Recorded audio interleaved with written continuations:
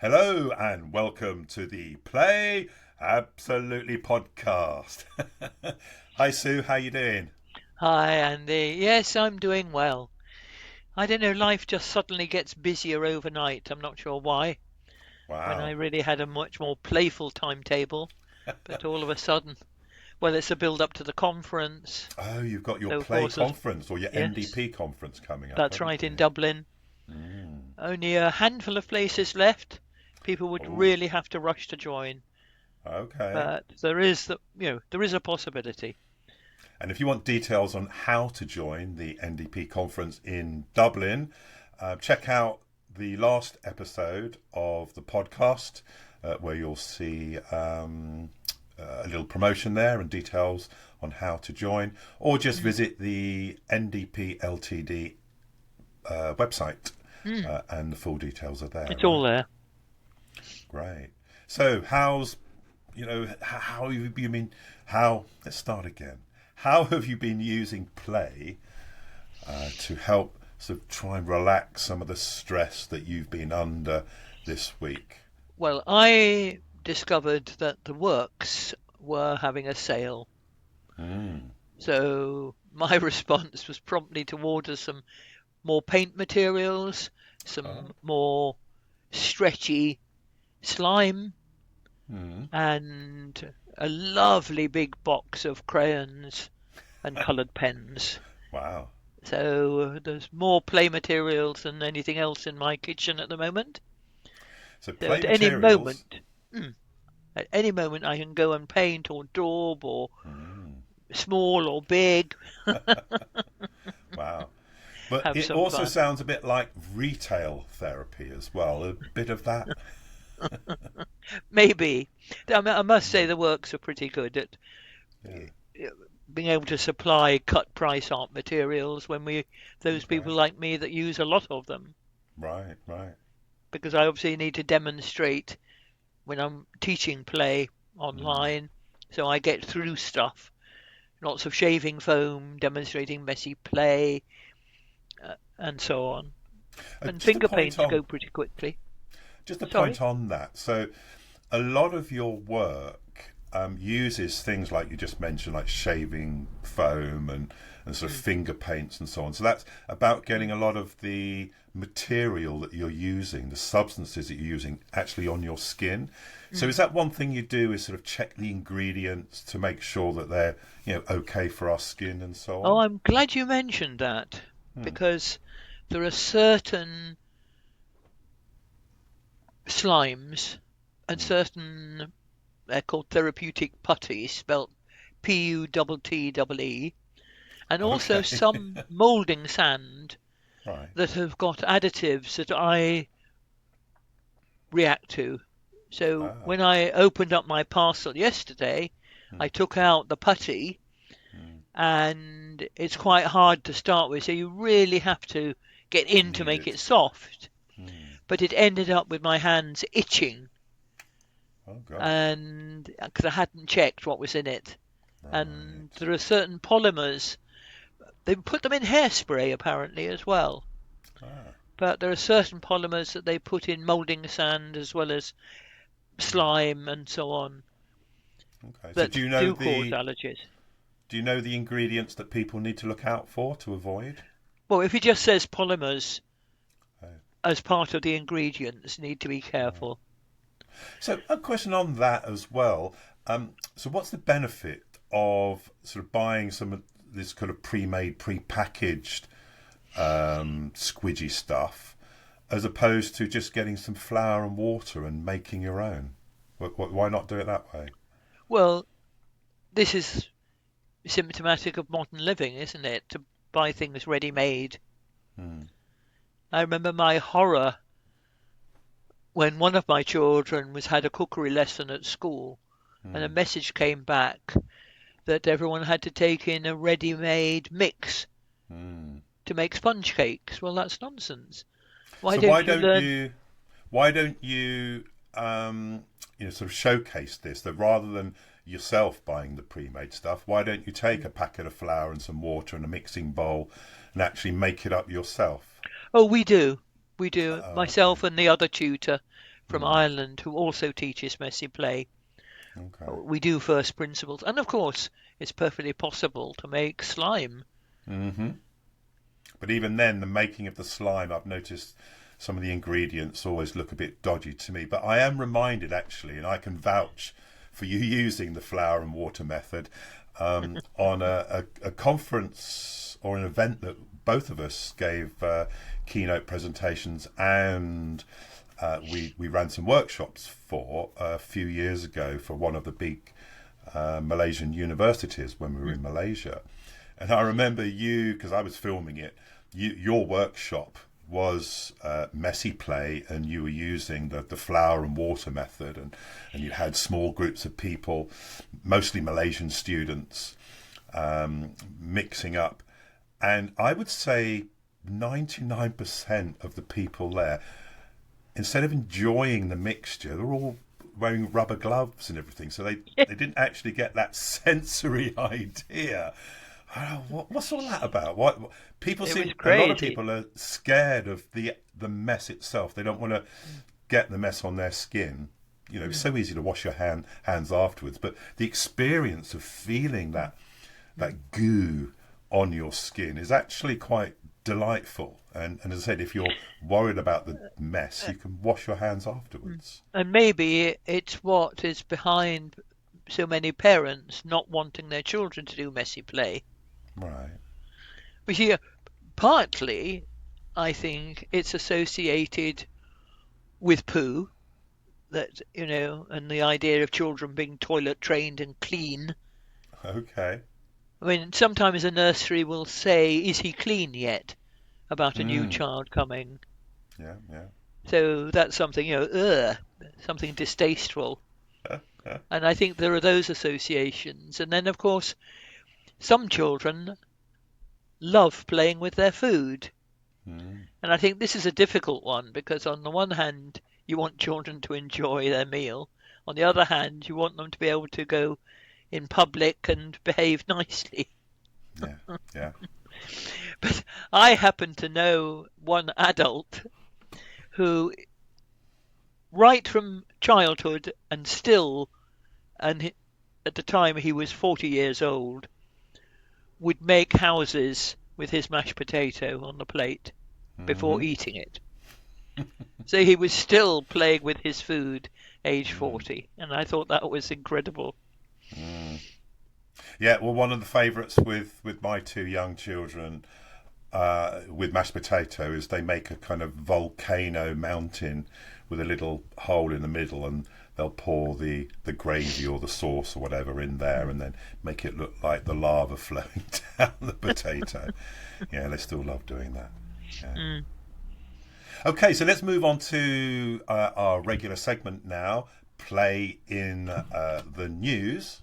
Great. So, this week's Play in the News. Now, our first story hasn't made many mainstream headlines, but it is major play news. Buried in government and parliamentary briefings is a simple fact. Key Stage 1 doesn't explicitly mention play-based learning or continuous provision, and the next curriculum rewrite is the moment that could change this. The House of Commons library notes that play is protected in early years, but that statutory language drops away once children move into year 1.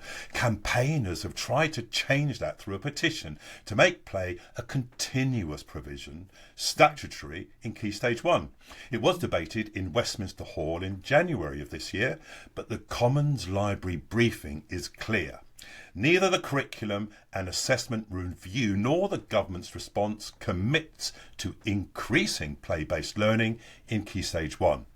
The government's position so far is that play is critical for well-being and development, but it frames play as something schools can organise locally themselves, not a statutory requirement. A revised national curriculum is due next year in spring, with the first teaching expected from September 28. You can help by writing to your MP with one clear request.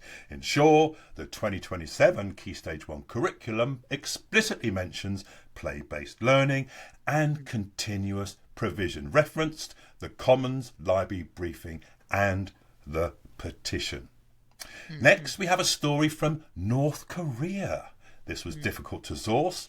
Reported in Rodong Sinmun on the 25th of February, where they are developing what they're calling intelligent playrooms in childcare and orphanage settings. Here we see structured play learning assisting the teaching of cognitive and language skills. Play is being presented as guided learning games and not only recreation. So even in highly formal messaging, there are glimpses of play as pedagogy.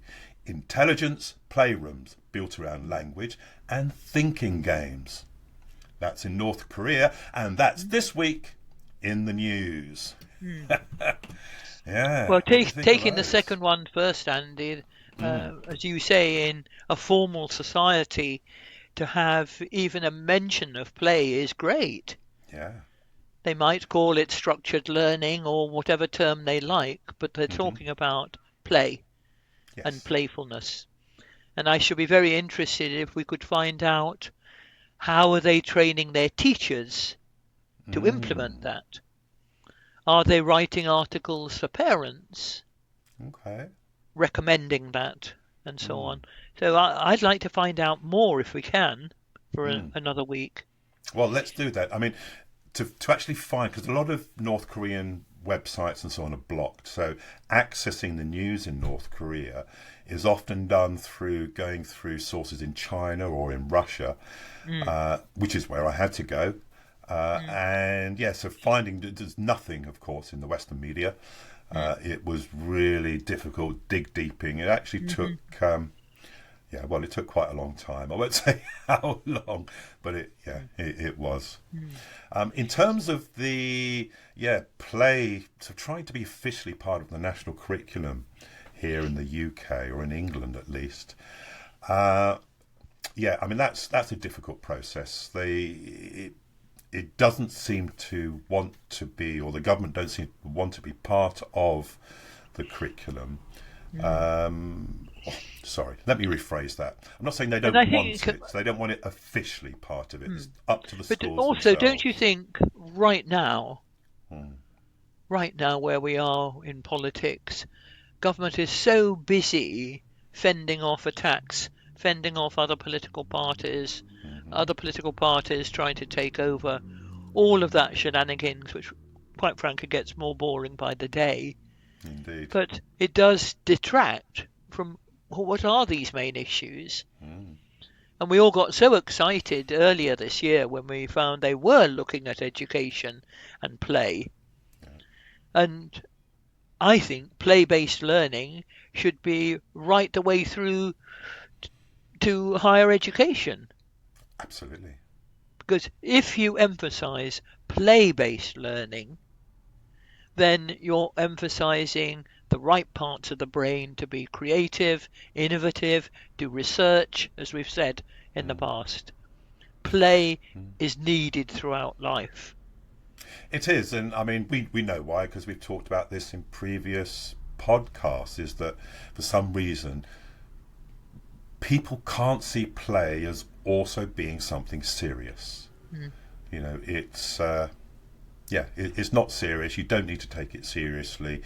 You know, it's just play is sort of second rate often. That's how it's thought about and treated.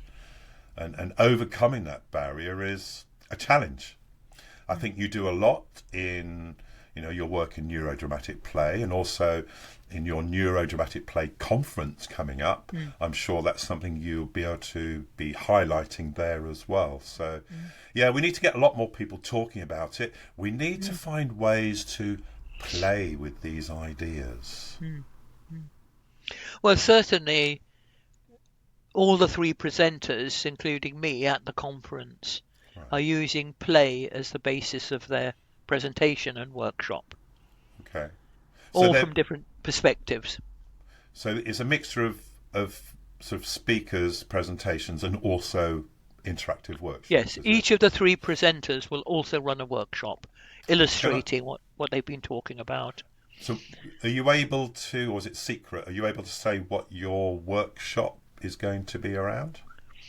Mine in particular is going to be around nesting dolls. Oh, right. We mentioned that briefly Mm. last podcast around And nesting everybody will dolls. have a nesting doll in their goodie bag.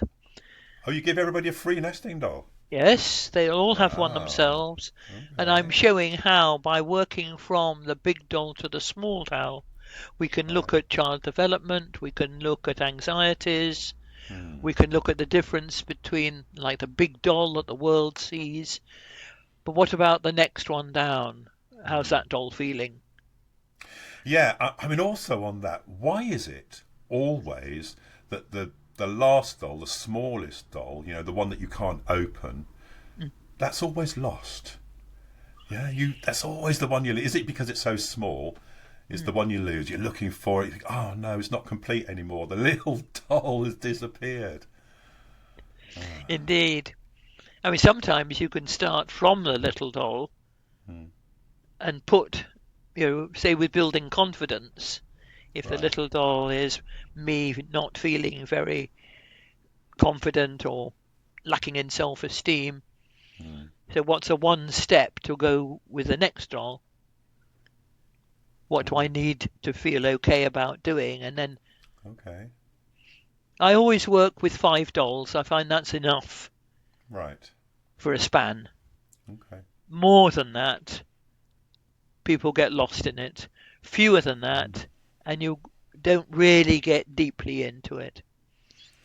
It's So, also a lot more expensive. So the more dolls you have, of course, mm, the mm, the more expensive that set is going to be. mm, I did see one again. This is on one of my travels to Russia quite a few years ago. I saw one set of dolls where the little doll at the end was the size of a grain of rice. It was that really. small. Yeah, and I think it was about 14 or 15 dolls. That Mm, was quite incredible.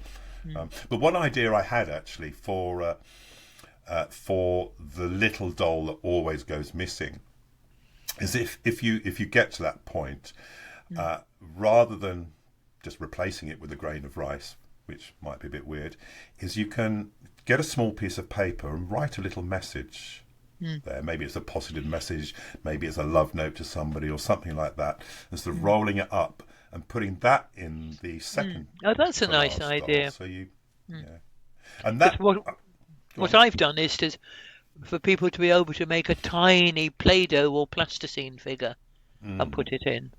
Ah, Because one of the things in my presentation I will talk about is the lost doll. right. Now I'm And going to offer you something for free. I kind of half offered it there. If you haven't done this already, is in all of those sets of dolls that you're going to give people, why don't you create a little positive NDP message, roll it up, and put it in the last doll. So when they're opening it, they think, oh, here's a little message for oh, me. what a lovely idea. Hmm. Even don't forget to play. Don't forget to play or watch the Play Absolutely podcast every Tuesday, 5 p.m. Now that would be interesting. Yeah. So also, people are going to get into groups of 5 in my Okay. workshop Hmm. and find a way how could they physically, as 5 people, represent the nesting dolls. Ah, And that'll be quite an interesting challenge yeah. because it'll be to do with touch. Is it okay to put your arms around somebody or Mm. not? Or Mm. do you pretend or etc. So it's going to be like a challenge for them to think about that. But if once they do that, then each of the dolls can say who they are, Hmm. Bring the and dolls to life. it would be a very interesting therapeutic exercise. So I we're like it. looking forward to it very much. It's a lovely group of people attending. Hmm. People from overseas are making it to Dublin. It's not just for local people. Okay. Students from Slovenia and Slovakia are coming, Wow. as well as the UK. So I'm very chuffed about it, really. That sounds amazing. Mm. Shame you can't be there. Well, Yes, if you run it again next year, or I'm also open because I believe I am available on that day if you want to do a live podcast. Now that would probably prove to be technically difficult, but yeah, Yes. a live stream interview from the conference itself. Yeah, well, That we'll would be talk about that. interesting. But right now, Andy, I also want to go back to the issue with the government and education, Hmm. because it's something about how can we get people addressing education as an important topic, let alone play based, but really education being to the fore. Because, I mean, over time we've had various politicians laying down the law Yeah, and all this business about it was Gov, wasn't it, who wanted every pupil in every school in the whole of the UK to be learning the same thing at the same time. okay. I mean, if you think about that for democratic learning, that's just total nonsense. And does a teacher ever get a chance to say what they think was right for that class or that individual at that particular time? You know, we're not following a shopping list. People learn at different rates. I mean, we've Exactly. known that. I mean, I've experienced that in my life. I left school with no qualifications. I didn't go to university into my late 20s, and I Mm. didn't get my doctorate until I was in my early 40s. I mean, it's, Mm. Mm. yeah. But there's the fact that you can use drama to teach history, but you can also use history to teach drama. All these Yeah, flexibilities, of course. and what better play-based activity is making history come alive through play. Through play. Mm. But It's if how you people remember, remember. so often history was being taught with learning the dates and trying to invent a chant for yourself so you could actually remember the dates. Well, not the House of Commons, but the House of Lords have discussion groups on a whole range of topics that people can get invited to. I used to be on, and they're called the APPG. I don't know if you've heard of them. So I used to be on the APPG on bullying in the House of Lords. So I went regularly. Well, I went to all of the meetings until I stepped down from that. And I recently learnt, while researching the story on play in the curriculum, that there is an APPG on play. So Hmm. that might be something that we want to explore. At least we could write to them and sort of give some of our ideas on why we What a good think idea. play should Hmm. form officially part of the national curriculum. Um, yeah, yeah, we'll do that and we'll update And our viewers. highlight the subject of play at a general level as well as at a specific level. Yeah, yeah. So, is there any other issues around play that you think you'd like to highlight today before we sort of go into our ending of this? Well, funnily enough, having mentioned about mashed potato volcanoes, I was thinking actually of the whole theme of play and food. Okay. And where it affects me is that when I'm doing flower and water play, I really get a conscience about using eating Yeah, yeah. materials That goes when to half the waste. world is starving.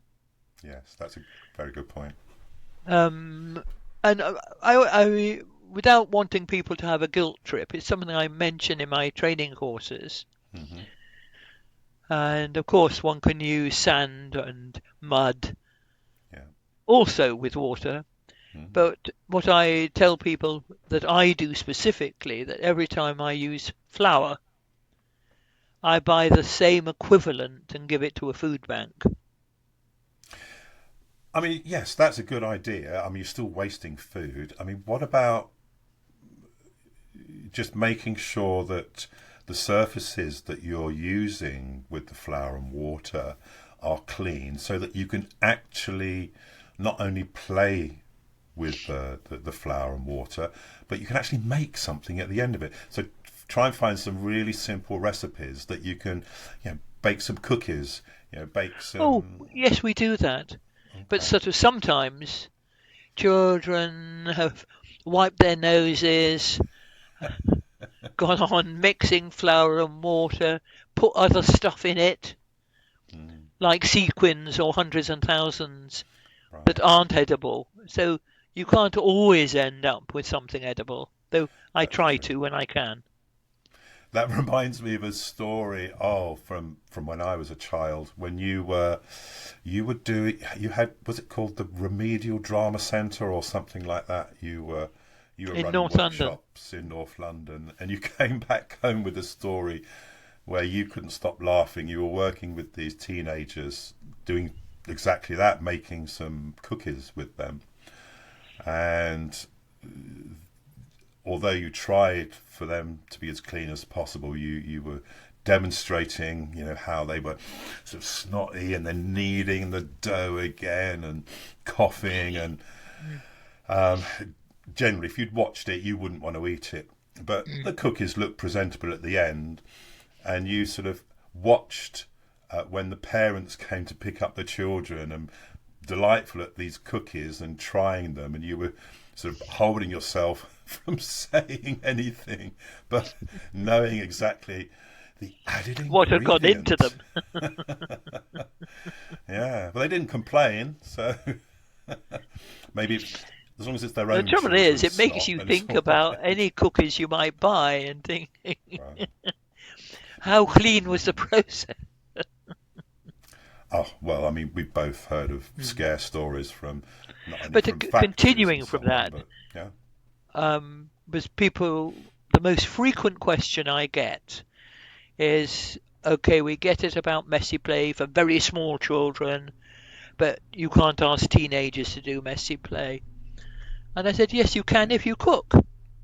Yeah. And many teenagers don't have the opportunity to cook at home for whatever reason. Mm. So being able to make something simple and then eat it is a huge step for them. Mm. So even my last book on attachment with teenagers, I included recipes for simple cooking. Okay. So I'm hoping that people will be encouraged now to actually cook with teenagers, because you can Yes. make uncooked cake with broken biscuits Yeah. and it's still quite, a nice cake to have at the end of the session, and you haven't done any Mm. actual cooking at all. No.